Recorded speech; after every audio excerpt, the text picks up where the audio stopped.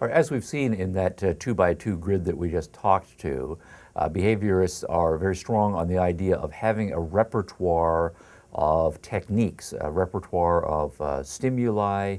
that the teacher has ready to go that are age appropriate, and a particular recipe that can be subject to modification to meet the needs of particular circumstances as they arise. But this is something that should be part of the teacher's ongoing professional training, keeping up with what the behaviorist scientists working in the labs are continuing to learn about what kind of environmental stimuli work to achieve particular kinds of behaviors. Now, human beings, of course, are very complex, but there is nonetheless a large body of literature and experimental results that behaviorists have worked on over the course of decades, in most cases starting with animals that are less complicated than human beings, many experiments on pigeons, on rats, on dogs, and so forth. And there are a number of things that work consistently for all of those species, and we do know by extrapolation and by some experimentation with human beings that they do work with human beings as well. And so the teacher should continue to be open to the latest results as they're coming from behavioral science. Now, just to highlight a few things that the behavioral scientists say work, and they work very well, both on animals and the human animal, there not being any, in principle, distinction between human animals and the other kinds of animals.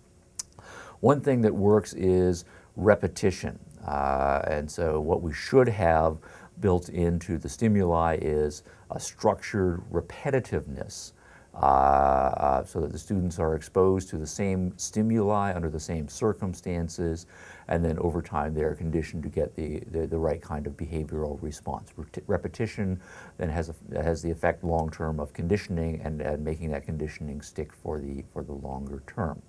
And so there should be a great deal of drill and a great deal of consistency in the lessons, so to speak. Another thing that works is the practice of immediate feedback, or fairly quickly getting feedback to the students based on whatever it is that they are doing. One thing that the experimental results show is that if there is a longer span of time, and the longer the span of time between the student exhibiting the behavior and that behavior being reinforced or not reinforced,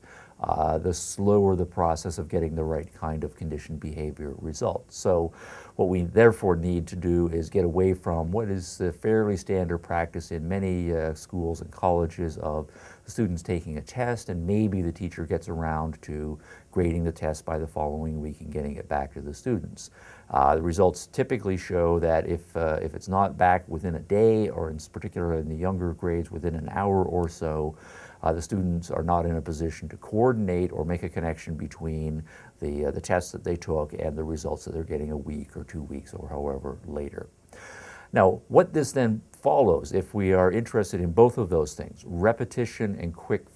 feedback, is that the behaviorists were among the earliest to be very gung-ho and great advocates for the introduction of technology and the introduction of machines, educational machines. Because machines, as we know, they don't get tired, they don't get bored the way teachers do. Machines will give the same repetitive feedback on a fairly regular basis. Machines also can be very quick. If we have individualized machines, for example,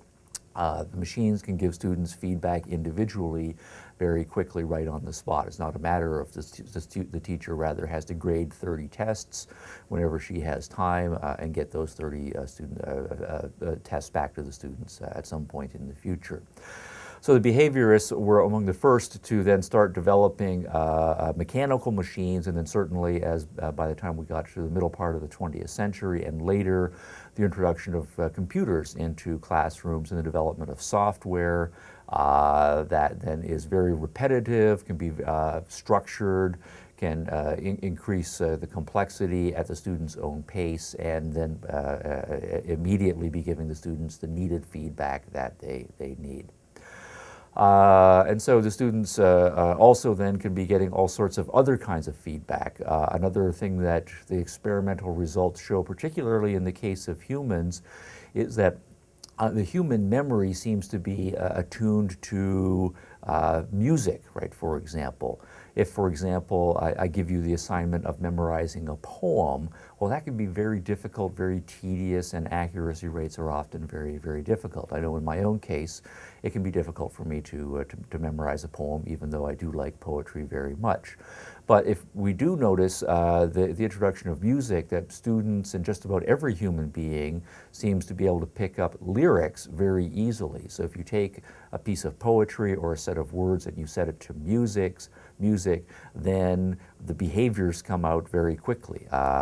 If we just say, here are 26 abstract symbols, we want you to memorize them in a particular order, A, then B, then C, then D. Well, that's very difficult to do, but you put that to a piece of music, the ABC song, A, B, C, D, E, F, G, right, and so forth. 2-year-olds can pick it up, 3-year-olds can pick it up, and they can learn that abstract set of symbols very simply.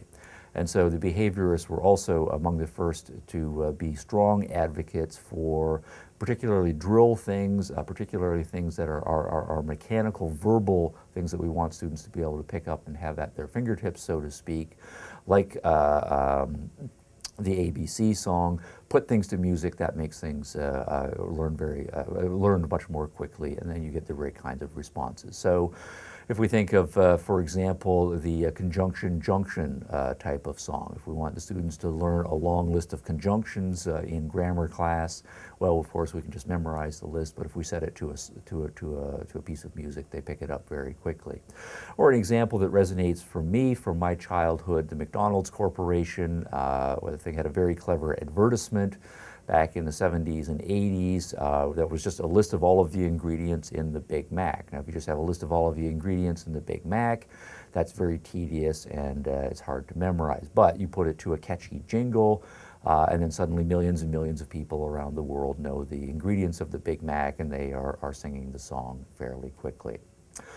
Another thing behaviorists are big on and have made the suggestion has to do with changing the nature of the school year based on the results of experimental psychology. For various accidents of history, what we have is a practice of having students start school, say, at the beginning of September, and then running through until, say, the beginning of June, and then taking a couple of months off, and then picking up the school year again the following September. Well, what teachers have noticed, of course, over the years is that by the time students come back at the beginning of September, they've lost or forgotten huge swaths of what they formerly were fairly proficient at the end of the previous school year. And so that 2-month chunk of time when there is no school then seems to be too long for the appropriate kinds of retention. So if we're genuinely interested in education, and if the psychological results show that human retention requires regular reinforcement, and that there can only be certain specified chunks of time before the retention rates drop off significantly. If we're genuinely committed to education, what we should then be committed to do is changing the structure of the school year. Instead of having one big 10-month chunk of time and then taking 2 months off, perhaps what we should do is go to a quarter system where the students, say, are in school for 10 weeks and then we take a week off, and then another 10 weeks and then a week off, or something like that. But the idea here is that we should be open to the experimental evidence, and we should be, as individual teachers and as school systems, be willing in an ongoing fashion to modify our delivery vehicles, including our institutional vehicles, to fit with the latest results coming out of behavioral experimental science.